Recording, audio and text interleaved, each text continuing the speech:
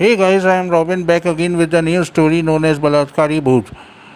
हर एक स्टोरी के साथ मैं प्लेलिस्ट अटैच करता हूँ, प्लीज़ उसे देखना और सुनना ना भूलें क्योंकि उसमें शॉर्ट्स भी हैं और काफ़ी कहानियाँ हैं। हो सकता है आपने सुनी ना हो, तो प्लीज़ उसे देखें और सुनें।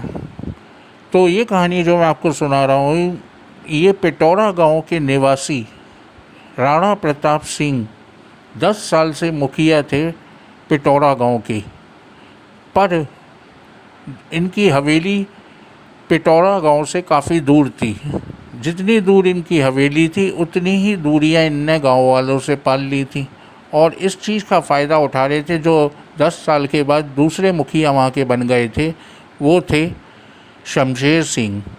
शमशेर सिंह और राणा प्रताप सिंह में बिल्कुल भी नहीं पटती थी। शमशेर सिंह काफ़ी दुश्मनी मानते थे राणा प्रताप सिंह से।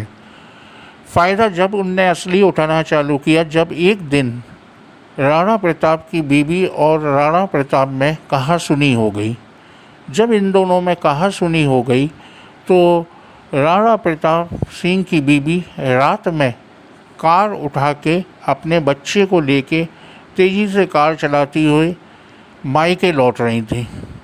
जब वो मायके लौट रही थी तो वहाँ पे एक पुल पड़ा, तो उस पुल के दूसरी ओर एक जानवर अचानक से आ गया इनकी कार की तरफ। जब वो कार की तरफ अचानक से आया तो इनने कार से उसे बचाने की कोशिश करी, जिसके परिणाम स्वरूप इनकी कार नदी में जाके गिर गई। फिर दूसरे दिन काफ़ी ढूंढवाई करी, तब इन लोगों की लाशें बरामद हुई।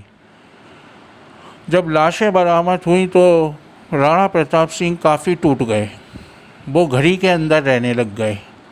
इस चीज़ का फ़ायदा दूसरे मुखिया शमशेर सिंह ने काफ़ी उठाया। इनके घर पे केवल महिलाएं काम करने आती थी।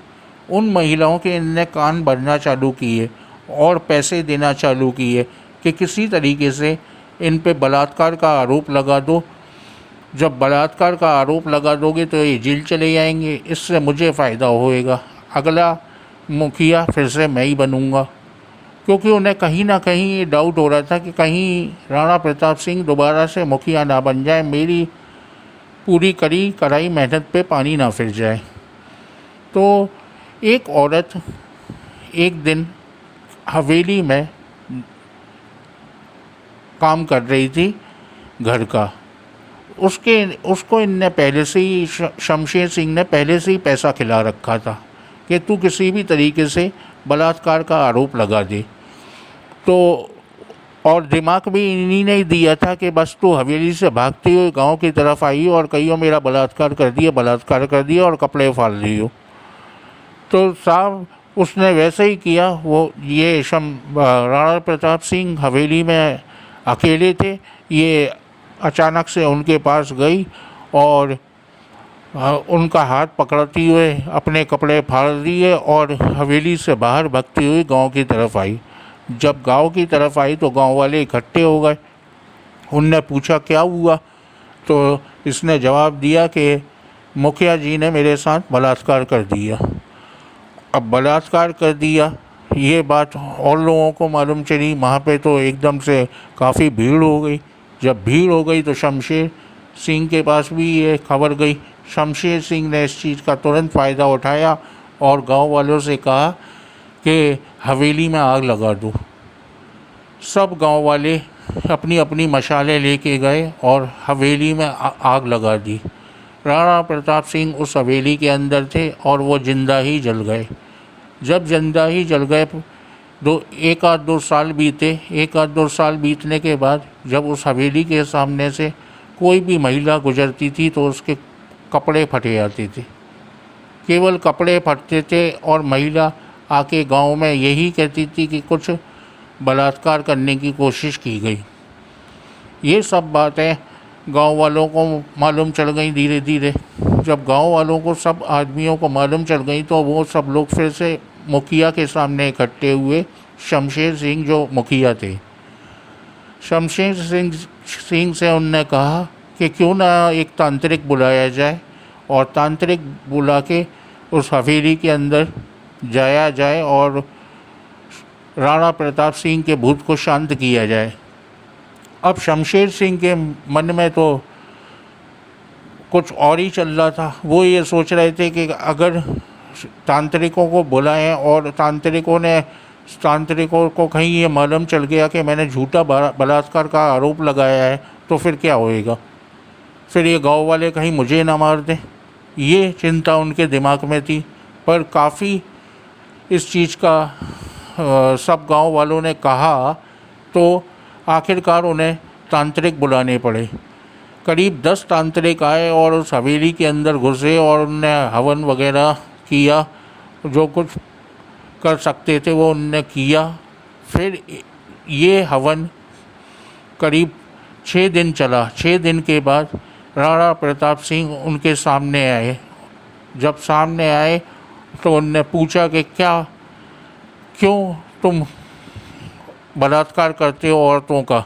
यहाँ से कोई भी औरत या लड़की निकलती है तुम उसका बलात्कार कर देते हो। तो राणा प्रताप सिंह के भूत ने कहा कि मैं बलात्कार नहीं करता हूँ, मैं केवल उनके कपड़े फाड़ता हूँ। जो आरोप मेरे पे लगाया गया था कि वो जो औरत मेरे यहाँ काम करती थी उसने खुद अपने कपड़े फाड़े और वो लोगों में जाके ये बोली कि मेरा बलात्कार किया गया, जबकि उसने खुद के कपड़े खुद ही फाड़े थे। और ये आरोप किसने लगवाए थे? तांत्रिकों ने कहा। तो उसने छूटते ही कहा कि शमशेर सिंह ने ये आरोप लगवाए थे मेरे ऊपर और मुझे एक बलात्कारी आदमी कहा गया, बलात्कारी मुखिया। बताइए मेरी इसमें क्या गलती थी? ये सब बातें तांत्रिकों ने सारे गांव वालों को इकट्ठा किया और उनके सामने करी। वहाँ पे राणा प्रताप सिंह का भूत भी आ गया। राणा प्रताप सिंह के भूत ने जब ये सारी कहानी गांव वालों को सुनाई तो गांव वाले काफ़ी क्रोधित हुए और मुखिया को मारने के लिए दौड़े। शमशेर सिंह जो मुखिया थे उनको मारने के लिए दौड़े। इतना दौड़ना था तो तांत्रिकों ने फिर से कहा कि अब तुम वही पाप ना करो जो तुम करना चाहते थे, जो तुमने पहले कर दिया। इसमें सबसे ज़्यादा गलती 2 लोगों की है। तो गांव वालों ने कहा कौन 2 लोग? तो एक तो वो महिला जिसने जाके गांव में ये सूचना दी कि मेरा बलात्कार हुआ, और दूसरा ये मुखिया। इन दोनों को जेल में बंद करो और इन्हें सज़ा दो। तो सब गांव वाले कहते हैं हाँ ऐसा ही करना चाहिए। पर सब गांव वालों ने लेके इनको पुलिस के हवाले किया। 10 साल तक शमशेर सिंह को सज़ा हुई। 10 साल के बाद शमशेर सिंह दोबारा से लौटा और उस हवेली के सामने जाके डेली शराब के नशे में गालियाँ बकता था। एक दिन इतनी ज़्यादा हो गई कि वह हवेली के अंदर घुस गया और फिर बाहर नहीं आया। जब बाहर नहीं आया 2-3 दिन गुजर गए तो गांव वालों ने फिर से पुलिस कंप्लेंट करवाई। सबको इन्हें ढूंढने की कोशिश करी। जब वो तब भी नहीं मिला तो इनने फिर से तांत्रिकों को बुलवाया। जब तांत्रिक आए वो हवेली के अंदर घुसे और उनने राणा प्रताप का भूत को दोबारा से बुलाया। तो राणा प्रताप का भूत आया और कहता है मैं उसे अपनी दुनिया में ले गया।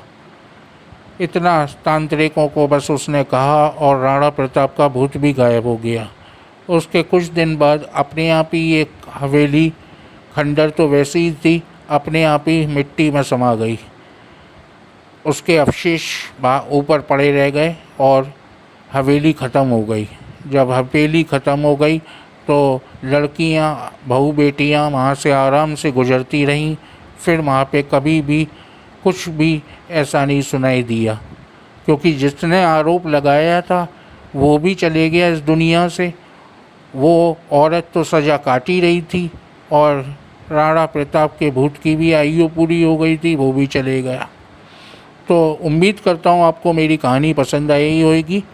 बस ऐसे ही लाइक करते रहिए, शेयर करते रहिए, सब्सक्राइब करते रहिए, और अगर कोई गलती हुई तो कमेंट करके ज़रूर बताएं ताकि मैं अपनी कहानी को और सुधारूं। Thank you for listening. Yours Robin. नमस्कार।